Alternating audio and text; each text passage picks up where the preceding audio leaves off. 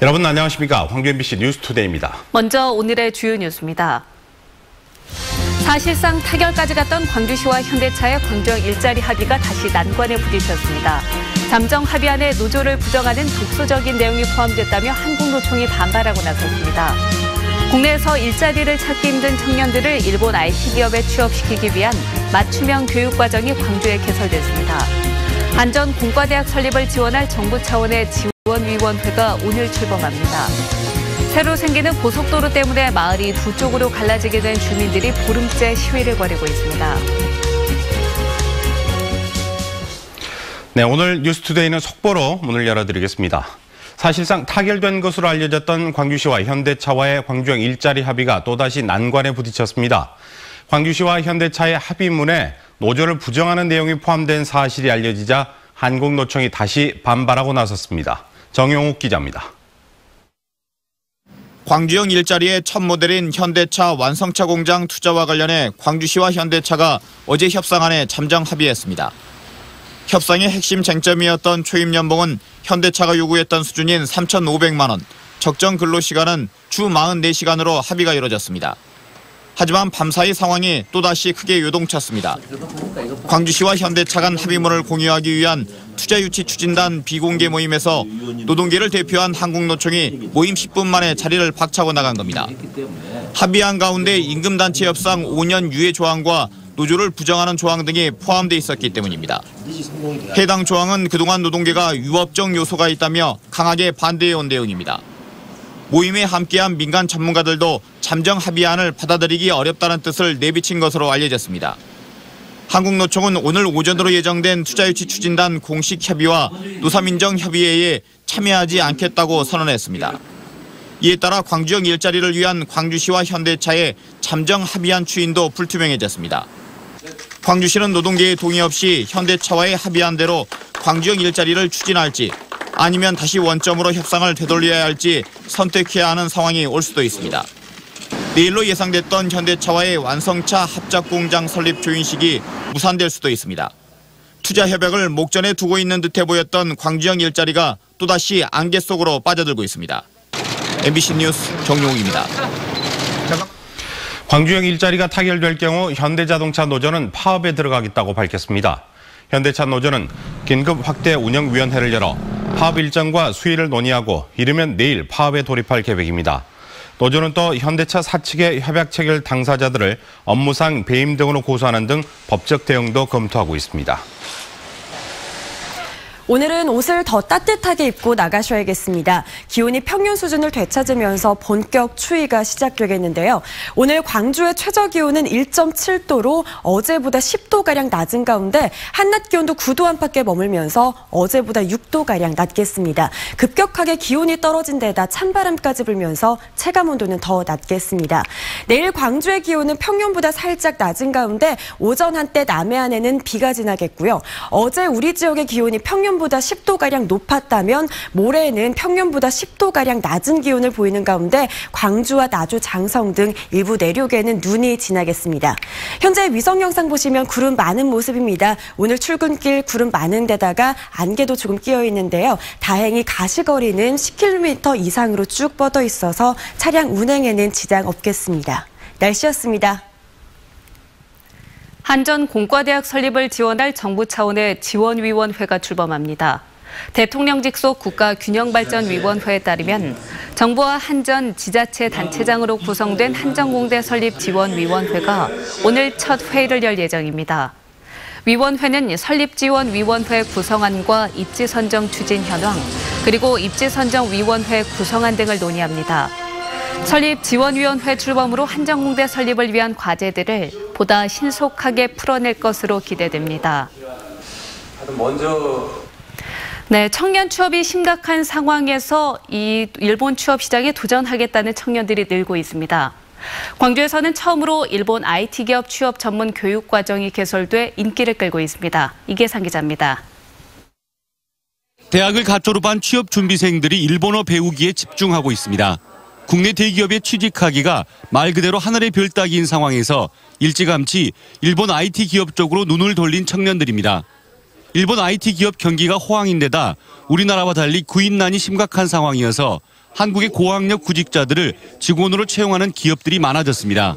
신입에 대한 대우도 일본에서 IT 쪽에서 한국보다는 더 낫다는 그 데이터가 있어서 일본 쪽에 취직이 수월하다고 생각했습니다. 무역협회 광주전남본부는 지역에서는 처음으로 광주에 일본 기업 취업 전문 교육 과정을 개설했습니다. 10개월 동안 정보통신기술 실무와 일본어 교육을 진행하는데 운영비는 대부분 국비와 시비로 지원합니다. 지난 18년 동안 서울에서 동일한 교육과정을 수료한 구직자들 가운데 90% 이상이 일본 IT 기업에 취업하는 성과를 거뒀습니다. 소프트뱅크나 라쿠텐 등 IT 기업에서 3년 이상 경력을 쌓고 난 뒤 상당수 인재들이 국내 대기업으로 스카웃되거나 안정적인 창업을 하는 것으로 나타났습니다. 청년 실업률이 해소가 되고 또 우수한 인재들이 해외 경험을 바탕으로 한국에 돌아와서 또 기여할 수 있는 부분이 긍정적인 부분이 아닐까 생각합니다. 무역협회는 내년부터 1년에 2차례씩 일본 기업 취업 전문 교육 과정을 개설해 구직자들의 일본 진출을 지원할 계획입니다. MBC 뉴스 이계상입니다. 빛가람 에너지밸리에 국내 25개 기업이 추가로 투자하기로 했습니다. 한국전력은 올해 세 번째 에너지밸리 투자 협약식을 열어 현대 일렉트릭 에너지 시스템과 드림라인 등 25개 기업이 에너지밸리 조성 사업에 참여하도록 했습니다. 한전이 투자 협약을 이끌어낸 에너지밸리 관련 기업은 360개로 올해까지 목표치인 300개를 돌파했습니다. 한전은 에너지 신산업의 모체가 되는 앵커 기업과 미래 유망 벤처 기업을 적극 발굴해서 2020년까지 500개 기업을 유치할 계획입니다.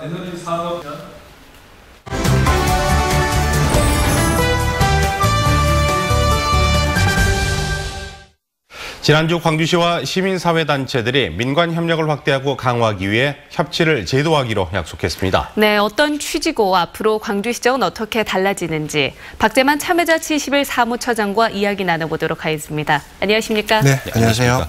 네, 광주시와 협약을 체결했는데요. 어떤 내용의 협약이죠? 네, 지난 28일 광주시장과 광주시민단체협의회 상임대표가 시민 참여 확대와 자치분권 실현을 위한 광주시 협친 제도화 추진 협약서를 체결했는데요. 네. 그 내용을 보면 시민 참여를 우선으로 하는 환경을 조성하고 시민 권익 향상과 지역 갈등 해소, 광주시 행정의 수립과 집행 과정에서 이제 긴밀히 협력하기 위해서 상시적으로 광주 협치 시스템을 구축하고 실무부서를 운영하면서 청년, 문화, 자치분권 등 관련 그 분야 간의 민간 협력을 강화하기 위해서 공동 워크숍, 세미나 네. 이런 것들을 개최한다 내용을 담고 있습니다. 네, 그렇군요. 그러면 왜 이런 협약서를 작성하게 된 거죠? 네, 시민들이 직접 시장을 뽑는 민선 자치 시대가 되면서 그동안 꾸준히 관과 민 사이에 교류와 협력, 소통을 하려는 노력들은 많이 있었죠. 그런데 이러한 그 정책이나 시책들이 시장 임기 초에 반짝했다가 나중에 네. 유야무야 되거나 또는 이 이벤트화 되거나 또는 행정의 들러리로 전락하는 경우가 많았는데 민선 7기에서는 이런 부작용을 좀 없애기 위해서 네. 광주시와 시민단체 간에 이런 협치 시스템을 상설화 그다음에 제도화, 시스템화 시킬 필요가 있다. 이런 주문들이 굉장히 많았습니다. 그래서 이런 필요와 요구에 의해서 이번에 협약서를 체결하게 된 것입니다. 네. 협치하면은 저나 또 시청자분들이 가장 먼저 떠오르는 게 이번에 이 도시철도 2호선 문제 네. 아니겠습니까? 예. 앞으로 어떤 시책이 또 협치의 대상이 될 수가 있을까요? 네, 이번 도시철도 2호선 공론화도 지역 현안에 대해서 시민들의 어떤 참여를 보장하고 참여한 시민들이 학습과 토론을 거쳐서 결정을 했잖아요. 네. 이것도 민간 협치 한 사례라고 할 수 있는데 저는 때문에 이렇게 광주시가 이번에 전격적으로 공론화를 받아들이고 시행했듯이 시민들이 어떤 참여하는 협치의 대상은 광주시의 어떤 입장과 태도에 달려 있다고 봅니다. 네. 무슨 말씀이냐면 광주시가 어떤 정책을 시행하거나 지역 현안을 다룰 때 열린 자세로 어떤 정보들을 가감없이 제공하고 시민들과 소통하고 시민 참여를 보장하면 협치의 어떤 대상과 범위는 넓어지고 반대로 광주시가 시민 참여를 어떤 소극화하고 이벤트화 시키면 대상과 범위는 좁아지고 네. 형식화 될 것이다. 이렇게 생각을 합니다. 알겠습니다. 그러면 중요한 게 이렇게 민관 협치가 제도화가 되면 광주시 행정은 이전과 비교해서 어떤 게 달라지나요? 지방분권 자치 시대에 있어서 시민 참여와 협치는 이제 선택이 아니라 필수라고 하죠. 네. 만약 민선 7기에 광주시 행정에서 민관 협치가 이제 제도화되면 많은 변화와 어떤 그 효과가 있을 것으로 기대하고 있습니다. 네. 우선 시민들의 어떤 정책의 그 수립, 시행, 평가의 어떤 전 단계에 참여하는 실질적인 협치가 이루어지면 우선 지역 현안에 대한 갈등이 크게 줄거나 갈등이 생겨나더라도 이것을 조정하고 해결하는 어떤 광주시의 행정 능력이 크게 신장될 것입니다. 그리고 행정에 대한 어떤 시민들의 신뢰가 향상돼서 시민과 광주시의 파트너십이 형성되고 이런 파트너십이 형성되면 선순환적으로 광주시는 시민들이 원하는 행정과 시책들을 시행할 수 있고 이에 비례해서 시민들이 광주시 행정에 대한 어떤 신뢰는 높아질 것으로 기대하고 있습니다. 알겠습니다. 협약 내용을 보면은 광주만의 협치 시스템을 구축하겠다라는 내용이 포함되어 있습니다. 이게 어떤 말이죠? 네. 솔직히 앞으로 이것을 어떻게 만들어 갈 거냐 하는 것이 이제 광주시와 시민사회의 숙제인데요. 네. 이와 관련해서 지금까지 어떤 얘기된 내용들을 이렇게 간략히 말씀드리면 우선 이러한 협치를 지속 가능하고 제도화하기 위해서 조례를 만들고 있습니다. 네. 광주시 협치 활성화를 위한 기본 조례 이렇게 만들고 있는데요. 이 조례 안에는 협치 체제를 구축하고 활성화하기 위해서 광주 협치회의를 운영한다. 그리고 실무부서 사무국을 설치한다 이렇게 되었습니다. 또한 이러한 협치를 내실화하기 위해서 지방자치, 청년정책, 문화, 일자리 등 각 분야별 협치회의도 2개 되어 있는데요. 네. 앞으로 이 조례가 통과되어서 관련 기구들이 꾸려지고 사무국이 이제 설치되면 광주만의 협치 시스템이 과시화되지 않을까 그렇게 생각을 하고 있습니다. 잘 정착이 되기를 기대를 해보도록 하겠습니다. 오늘 고맙습니다. 네, 감사합니다. 감사합니다. 네.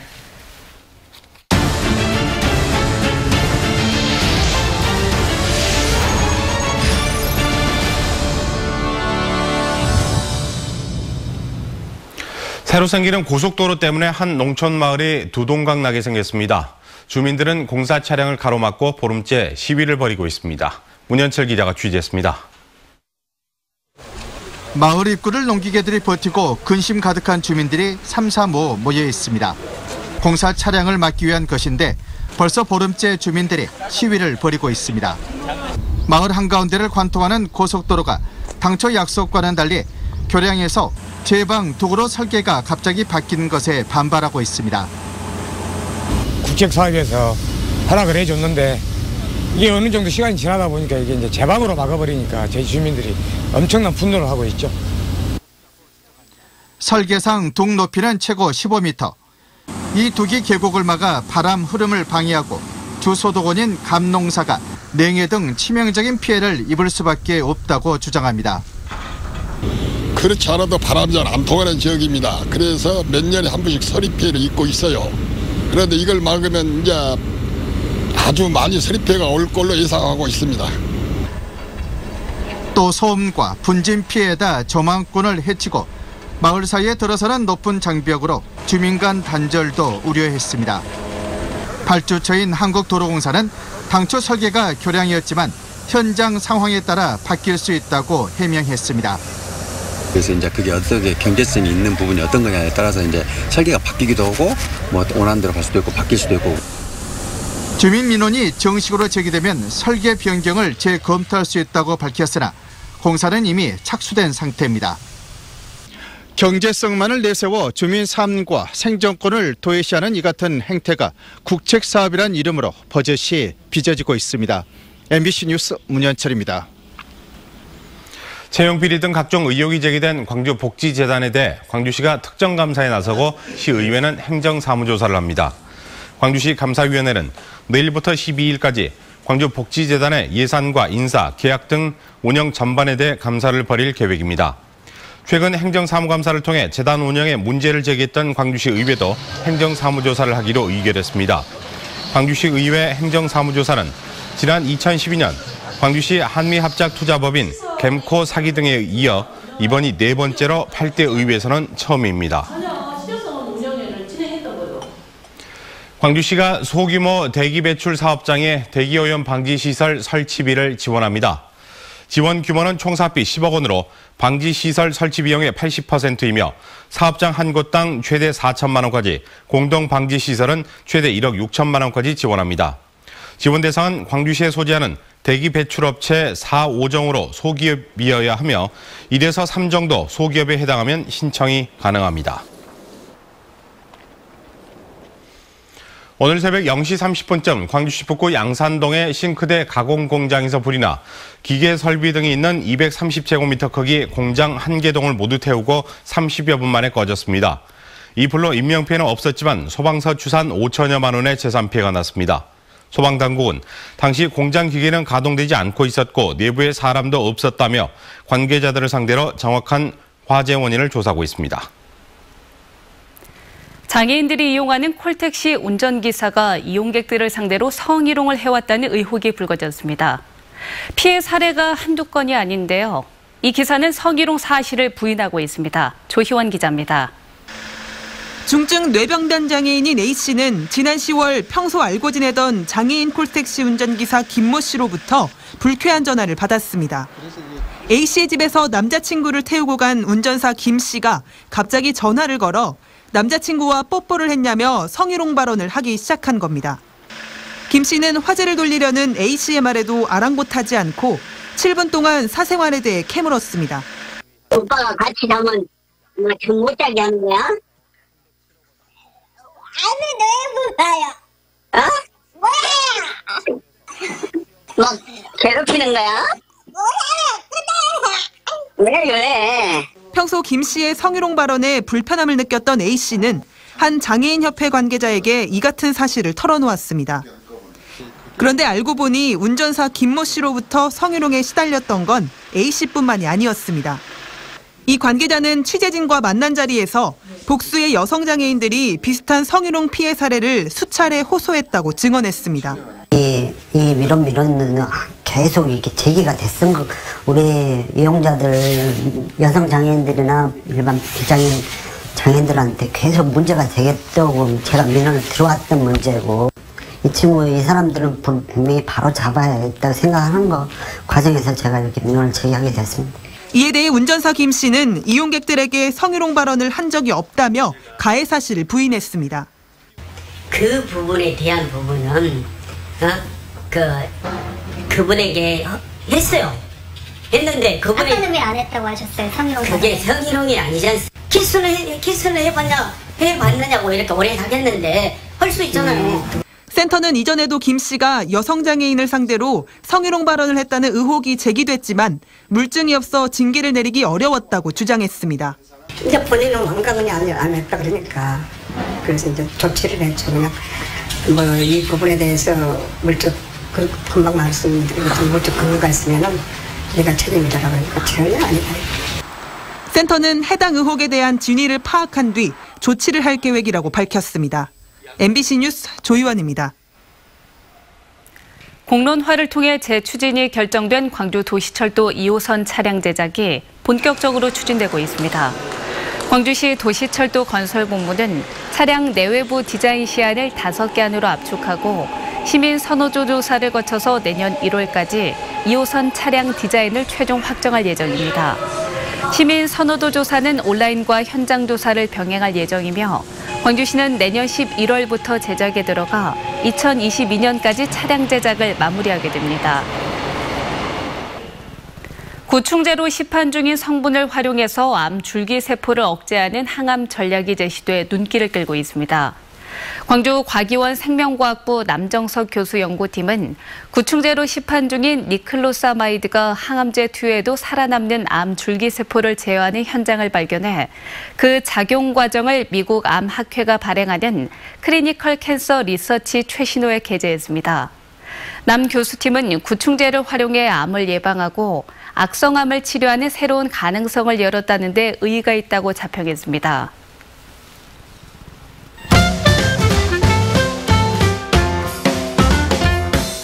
이번 주 예보대로 광주에 첫눈이 내리면 무등산 설경을 시민들도 만끽할 수 있습니다.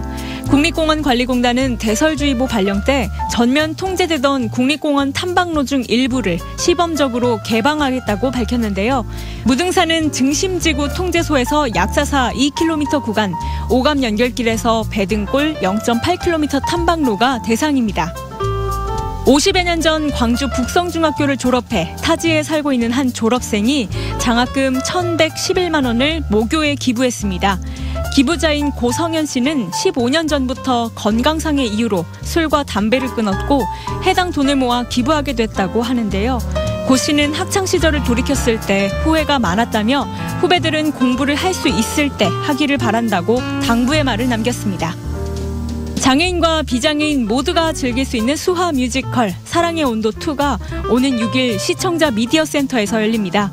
뇌성마비 때문에 왼발로 그림을 그리고 글을 쓴 예술가 크리스 브라운의 실화를 바탕으로 구성한 공연인데요. 이적의 하늘을 달리다 등 유명 대중음악도 삽입돼 몰입도를 더할 예정입니다. 심장을 두드리는 북의 울림과 역동적인 서아프리카 춤이 어우러지는 공연 아프리카 탑 그룹 아냐포의 루츠가 오는 7일 광산문화예술회관에서 열립니다. 전통북인 젬베를 객석에 세팅해 관객과 함께하는 작품과 음악과 자신에 대한 고민을 담은 작품 등을 선보입니다.